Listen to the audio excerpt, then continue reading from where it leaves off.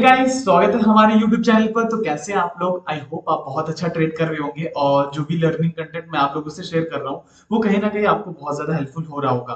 तो अगर हो रहा है तो प्लीज हमारे कमेंट सेक्शन में एक बार बता देना कि सच में हो रहा है या नहीं हमें, ताकि हमको पता चले, राइट, कि जो भी मैं आप लोगों से शेयर कर रहा हूँ वो सही में वैल्यूएबल आप लोगों के लिए है या नहीं।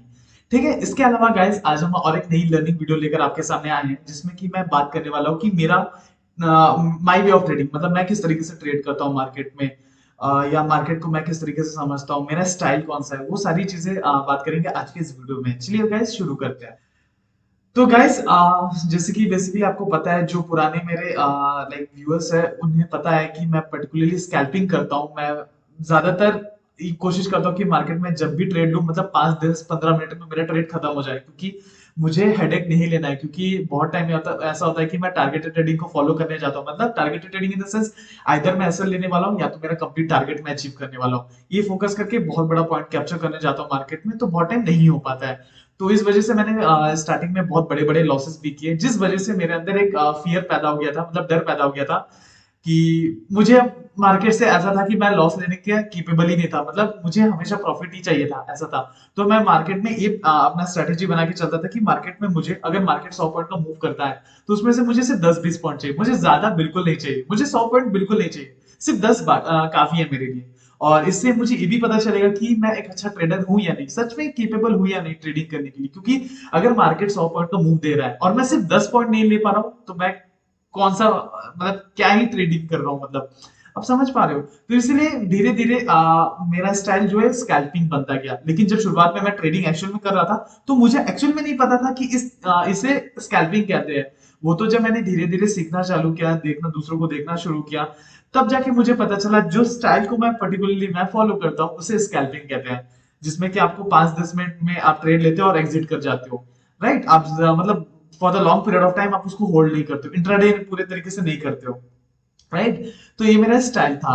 तो बीते कुछ वीडियोस में, जैसे कि मैंने एक 30 डेज का चैलेंज किया था जिसमें कि मैं 30,000 को जब लाइक कैपिटल से जब ट्रेड कर रहा था, तो उसमें मोस्टली मैंने स्कैल्पिंग किया। और जब मैंने एक अमाउंट ऑफ प्रॉफिट जनरेट कर लिया तो मैं टारगेटेड ट्रेडिंग की तरफ फोकस कर रहा था, ताकि मैं अपने आप को अभी स्कैल्पिंग से टारगेटेड ट्रेडिंग कर सकूं। क्योंकि एक्चुअल में अगर बड़े बड़े प्रॉफिट अगर मुझे बनाने हैं तो वो टारगेटेड ट्रेडिंग से ही पॉसिबल है। और एक्चुअली मैंने टेस्ट भी किया हुआ है और बहुत समय सक्सेसफुल होता है।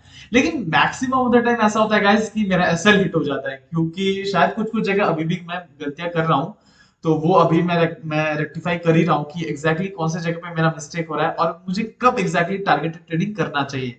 बेसिकली अभी मैं जो भी कर रहा हूँ स्कैल्पिंग ही कर रहा हूँ। और आने वाला जो चैलेंज है हमारा, जो नेक्स्ट सेकंड, मतलब जो सेकंड चैलेंज हम लिए हैं जो 30 डेज के लिए, जिसमें कि हम 1 लाख के कैपिटल से ट्रेड करने वाले हैं, तो उसमें हम मोस्टली स्कैल्पिंग ही करेंगे गाइस। क्योंकि जिस चीज में मैं पर्टिकुलरली अच्छा हूँ, मुझे लगता है मुझे वो करना चाहिए। और जब एक अमाउंट ऑफ टाइम पे मेरे पास अच्छा खासा मतलब प्रॉफिट जमा हो जाए, एक्यूमुलेट हो जाए, फिर उस प्रॉफिट को यूज करके मैं टारगेटेड ट्रेडिंग करूंगा।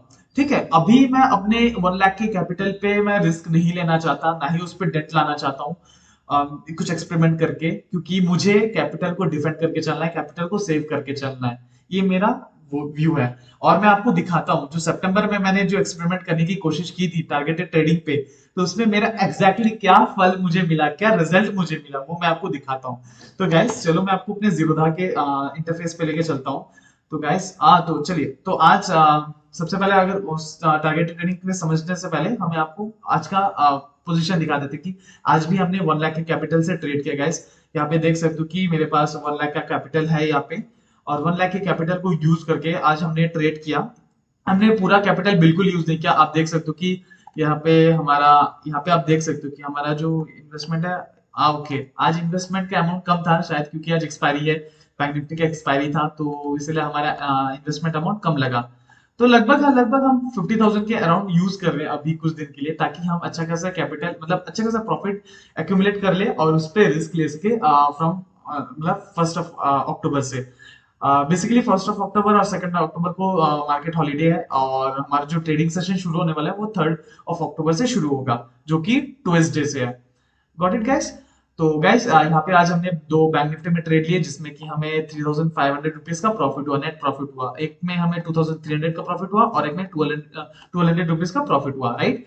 जो कि यहाँ पे ऑर्डर बुक भी मैं आपको दिखा देता हूँ, ये चीज है।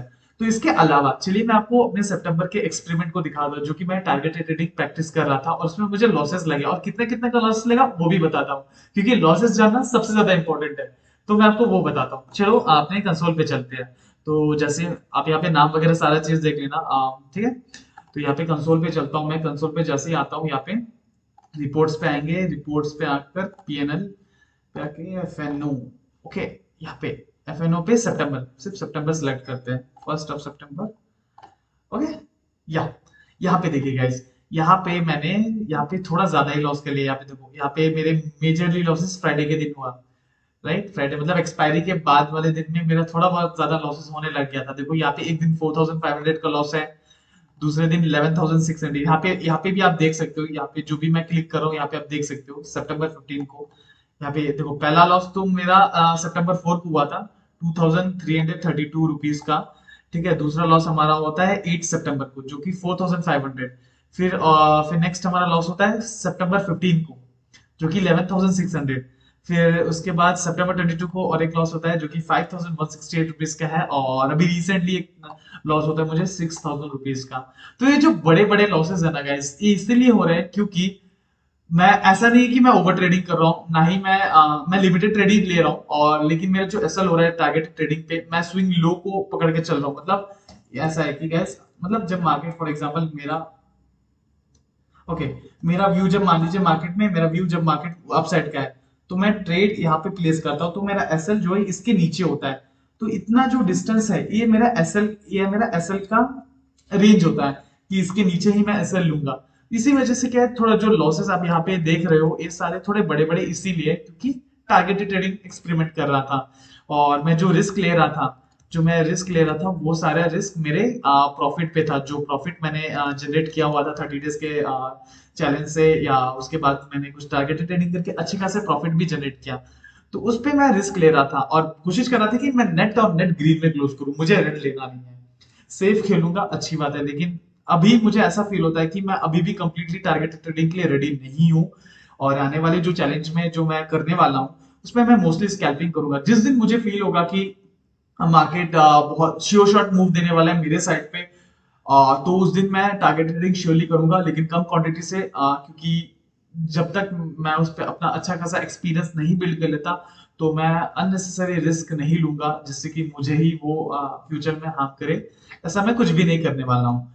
राइट गाइस, इस यहाँ पे आपको दिखा देता हूँ मेरे कुछ प्रॉफिट वाले डेज, प्रॉफिट अच्छे अच्छे प्रॉफिट डेज। देखो, एक दिन हमने 7500 रुपीज का प्रॉफिट किया, जो कि टारगेटेड ट्रेडिंग है गाइस। यहाँ पे भी सितंबर 6 को भी हमने 7000 रुपीज का प्रॉफिट किया।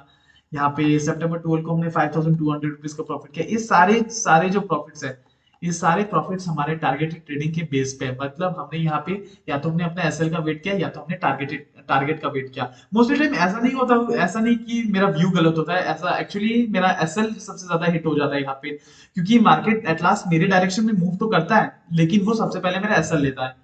राइट, और मैं एसएल को बहुत टाइट रखने की कोशिश करता हूँ, मुझे लूज नहीं करना है, ना ही मुझे रेड में क्लोज करना है। इस वजह से मैं एसएल को टाइट रखता हूँ और मेरा बार बार एसएल हिट हो जाता है। ठीक है, कहीं ना कहीं मेरा मिस्टेक है कि मैं एसएल सही जगह पे प्लेस नहीं कर रहा हूँ।